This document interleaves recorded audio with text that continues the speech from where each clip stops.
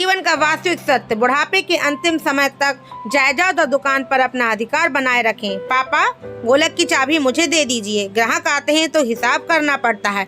रोज रोज आपसे पैसे लेना अच्छा भी नहीं लगता है। मैं भी 2 बच्चों का पिता हूँ, अब बड़ा हो गया हूँ। आप तो दुकान पर आते नहीं हैं। रोज गोलक में ताला लगा कर रख आते हैं और रात को मंगवा लेते हैं। उसमें कितना नफा आता है मुझे तो पता ही नहीं चलता। रमाकांत जी का बड़ा बेटा मोहन कहता है। बड़े भाई को देख छोटा बेटा रोहन भी कहने लगता है, पापा क्या आपको हम पर विश्वास नहीं है? रुपए क्या आप अपनी जेब में भर लेंगे? और भैया के साथ मैं भी अब दुकान में रात दिन काम में लगा रहता हूँ। अब तो लोग बातें भी बनाने लगे हैं कि आपको अपने ही खून पर विश्वास नहीं है। दोनों बेटे की बातें सुनकर रमाकांत जी गोलक को अपने साथ ले जाकर कमरे में चले जाते हैं और दरवाजा बंद कर लेते हैं। देखिए भैया, पापा को कितना कुछ भी सुना दो, उन्हें कोई भी फर्क नहीं पड़ता। मोटी चमड़ी के हो गए हैं। मम्मी के जाने के बाद कुछ ज्यादा ही शक करने लगे हैं। हमारी तो कोई इज्जत ही नहीं। रोहन झल्ला कर बोला। रोहन, तू परेशान मत हो, मैं कोई ना कोई इंतजाम करता हूँ। आखिर अब हमारा भी घर परिवार है और अब हम पापा से हर महीने पैसे मांगते हुए अच्छे थोड़ी लगते हैं।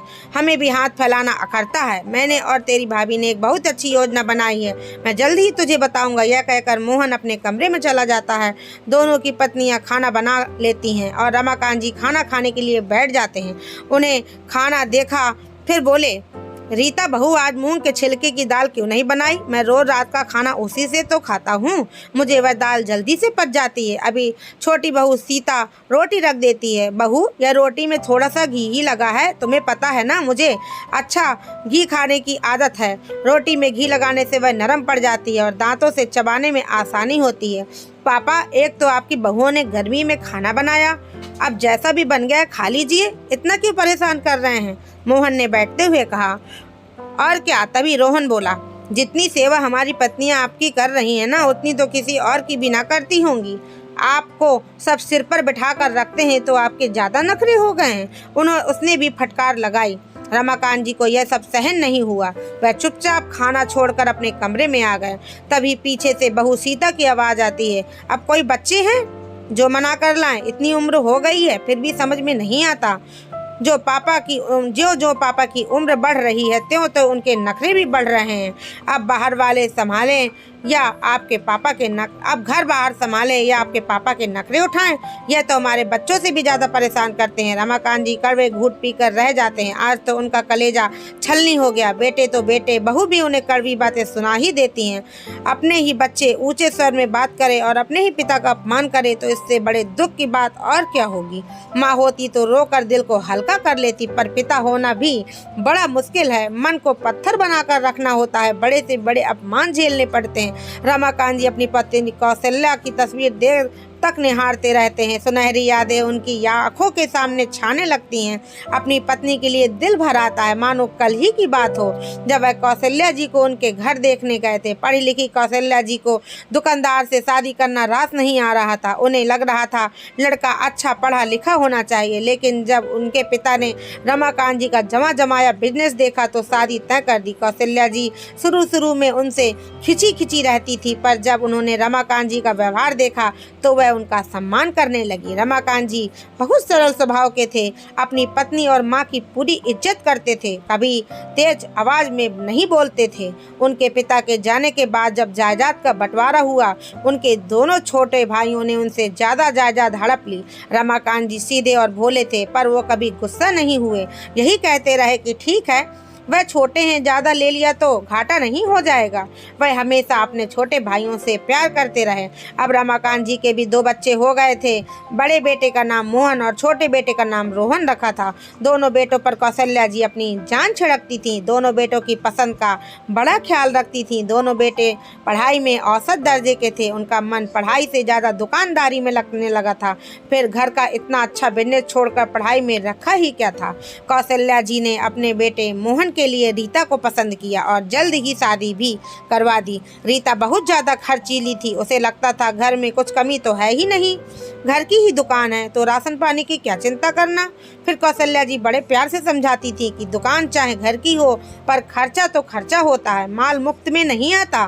दुकानदारी में हमेशा नफा तो नहीं होता, कभी कभी नुकसान भी उठाना पड़ता है। पर रीता को यह बातें समझ में नहीं आती थी। मोहन के बाद रोहन की शादी की, पर सीता भी बड़ी मुंह फट आई थी। वह किसी भी बड़ों का सम्मान नहीं करती, छोटे बड़ों का लिहाज नहीं करती। कौशल्या जी उनके सामने कम ही बोलती थी। गृहस्थी की गाड़ी चल रही थी। बेटे कब बहुओं के गुलाम बन गए उन्हें पता ही नहीं चला। एक ही छत के नीचे रहने के बावजूद अपने माता पिता से दूर हो गए। समय के साथ दोनों की उम्र भी बढ़ने लगी। अब रमाकांत जी का शरीर भी थकने लगा था। बेटे दुकान संभालने लगे थे। रमाकांत जी दुकान सुबह और शाम ही जाते थे। दुकानदार का मुनाफा लेन देन सबको रमाकांत जी ही अभी संभाल रहे थे।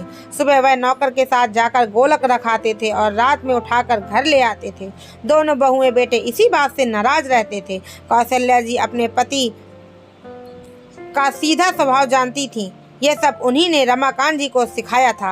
उन्होंने तो अपने छोटे भाइयों की तरह बेटे पर विश्वास किया, लेकिन कौशल्या जी यह नहीं चाहती थी कि उनके जाने के बाद उनके बेटे अपने पिता को अपमानित करें और उन्हें घर से बेघर कर दें। कौशल्या जी कैंसर के अंतिम चरण में थी। उन्होंने अपने पति से यह वचन लिया कि वह अपने बेटे बहू के सामने कमजोर नहीं पड़ेंगी और जायदाद और दुकान अपने जीते जी उन्हें कभी नहीं देंगे और सदा के लिए दुनिया से चली गईं। कौशल्या, तुम मुझे छोड़कर क्यों चली गई? साथ रहने का वादा किया था और तुम बीच में ही छोड़कर चली गई। अपनी पत्नी की तस्वीर को निहारते निहारते रमाकांत जी सो गए। अगली सुबह जब उठे तो देखा कि घर में हल्ला मच रहा था। दोनों बहुएं अपना सामान लिए खड़ी थी और बेटे उन्हें मना रहे थे। रीता, यदि तुम चली गई तो घर कौन संभालेगा? घर में खाना कौन बनाएगा? मैं अकेले नहीं रह पाऊंगा, मोहन कह रहा था। सीता, तुम्हारे घर में जाने के बाद बच्चे कौन संभालेगा? रोहन ने कहा। तो अपने पापा से कह दो कि हमें परेशान न करें, हम पर हुक्म न चलाएं। यदि इस तरह रोज मीन मेख निकालेंगे तो हम यहाँ नहीं रहेंगे, रीता ने कहा। पापा, अब आपकी उम्र हो चुकी है और हमारी पत्नियां आपसे परेशान हो चुकी हैं, इसलिए आप यह घर छोड़कर गांव में पुश्तैनी मकान में रहने चले जाइए। बुजुर्गों का काम है कि घर में शांति बनाए रखें, मोहन ने बड़ी बेशर्मी से कहा। हाँ पापा, आप गांव क्यों नहीं चले जाते? माना कि वह घर खंडहर हो गया है, पर आपको अब कितना ही जीना है। जीवन के अंतिम समय राम का नाम लेकर गुजारिए और हमें भी सुख शांति से जीने दीजिए, रोहन ने भी चिढ़कर कहा। अरे, ये यहाँ से क्यों जाएंगे? इन्होंने तो हमें परेशान करने की ठान रखी है। मम्मी जी के साथ यह भी चले जाते तो घर में शांति बनी रहती। यह सुनते ही रमाकांत जी अंदर तक हिल गए, पर उन्होंने धैर्य बनाए रखा। बोले, बेटा मोहन ने इस उम्र में कहाँ धक्के खाऊंगा।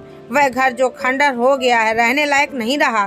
बूढ़ी आंखों में कमजोरी आ गई है, अब तो हाथ पैर भी कांपते हैं। न जाने कब ईश्वर का बुलावा आ जाए। मैं तो उन्हीं के बुलावे का इंतजार कर रहा हूँ, पर लगता है कि तुम्हारी पत्नियाँ मुझसे परेशान हो चुकी हैं। अब हमारा साथ रहना मुश्किल है, क्योंकि घर में कलेश बना रहता है। बड़े बुजुर्गों का फर्ज है कि वह घर में शांति बनाए रखें, पर क्या छोटों का फर्ज नहीं है कि वह अपने बड़े बुजुर्गों का ध्यान रखें, उनकी देखभाल करें? सीता, रीता, मैं तुमसे पूछता हूँ, तुम दोनों अपने पतियों और अपने बच्चों की पसंद का खाना बनाती हो, तुम अपने बच्चों और पति की पसंद का ख्याल रखती हो, तो क्या बूढ़े ससुर को 2 टाइम खाना भी नहीं दे सकती? हाँ, तुम्हें तकलीफ होती होगी, तो मैंने भी निर्णय किया कि अब हम लोग अलग हो जाते हैं। यह घर और दुकान मेरी है। तुम दोनों बेटों को पालने की बजाय अगर मैंने किसी जानवर को पाला होता तो वह भी वफादारी निभाता। तुम सब अपने पत्नी और बच्चों को लेकर गांव वाले खंडर में चले जाओ। गर्म खून है, कुछ न कुछ जुगाड़ करके खाना कमा ही लोगे, ताकि तुम सब शांति से जी सको और मैं भी शांति से जी सकूं। रोज रोज के ताने मुझे बर्दाश्त नहीं होते हैं। जिसके घर के छत के नीचे तुम सबको आश्रय मिला है, तुम उसी जन्मदाता और पालनकर्ता का अपमान करते हो। जिस दुकान का तुम खाते हो वह दुकान मेरी मेहनत का नतीजा है, और उसी दुकान के मालिक को 2 मुट्ठी दाल नहीं मिलती। तुम दोनों को रखने से अच्छा है कि मैं दुकान पर 2 नौकर रख लूंगा और बैठे बैठे खा लूंगा। रमाकांत की बातें सुनकर वे चारों हक्के बक्के रह गए। वे सोचते थे पापा तो सीधे साधे हैं, चुपचाप घर छोड़कर चले जाएंगे, लेकिन कौशल्या जी को पता चल चुका था कि उनके जाने के बाद उनके पति का अपमान किया जाएगा और उन्हें बेघर कर दिया जाएगा। इसलिए उन्होंने अपने पति से यह वचन लिया था और रमाकांत जी उसी वचन को निभा रहे थे। पापा, आप ऐसा कैसे कर सकते हैं? हम इस उम्र में कहाँ जाएंगे? बच्चों के खाने पीने का खर्चा, उनकी पढ़ाई लिखाई भी तो है। आपने एक पल भी के लिए भी अपने बहू, बेटे, पोते पोतियों के बारे में भी ना सोचा। मोहन ने कहा, पापा, यह घर और दुकान हमारा ही तो है, आप हमें इससे बेदखल कैसे कर सकते हैं? रोहन ने कहा, मैं अभी जीवित हूँ, इस सब पर मेरा हक है। तुम सब मेरा ध्यान नहीं रख सकते हो तो अभी इसी घर से निकल जाओ और अपना इंतजाम कर लो। तुम्हारे भी बच्चे हैं, कल को तुम्हें भी बुढ़ापा आएगा और तुम्हारे बच्चे भी कल को तुम्हें घर से निकाल दे तो तुम्हें कैसा लगेगा? माता पिता बच्चों को पालने में खुद खर्च हो जाते हैं और बच्चे, उन्हें बुढ़ापे में 2 समय की रोटी भी खरी खोटी सुना कर देंगे तो उनके दिल पर क्या गुजरेगी? मेरी जगह तुम सब अपने आप को देखो। तुम अभी भी मेरे जैसा बुढ़ापा ही चाहते हो? मैंने और कौशल्या जी ने यह सपनों का घर बनाया था, इसे ऐसे कैसे छोड़कर चला जाऊं? यहाँ के कोने कोने में मेरी कौशल्या बसती है। तुम सबने कितनी आसानी से कह दिया कि यहाँ से चले जाओ। मेरी मन की पीड़ा को समझने वाला कोई भी नहीं है। मोहन और रोहन की आंखें खुल गईं। सीता और गीता को भी अपने व्यवहार पर शर्मिंदगी महसूस हुई। बहू और बेटे ने उनसे माफ़ी मांगी और घर में रहने की अनुमति मांगी। रमाकांत जी सीधे मन के थे, उन्होंने उनको माफ़ कर दिया, पर यह चेतावनी भी दी कि यदि दोनों बहुएं बेटे मिलकर उनका ध्यान नहीं रख सकते तो वह घर छोड़कर किसी भी समय जा सकते हैं। मोहन, रोहन, सीता, रीता को अपनी गलती समझ में आ गई थी। सब मिलकर रमाकांत जी का अच्छे से ध्यान रखने लगे। रमाकांत जी रोज़ अपनी पत्नी को याद करते और उसे दिल से धन्यवाद देते, क्योंकि उन्होंने ही उन्हें मजबूत बनाया था। बस दोस्तों, माता पिता बच्चों को पाल पोस कर तो बड़ा कर देते हैं, लेकिन अब बच्चे अपने माता पिता को कुछ साल भी अपने पास नहीं रख पाते। बुजुर्गों को अपना भी ध्यान रखना चाहिए।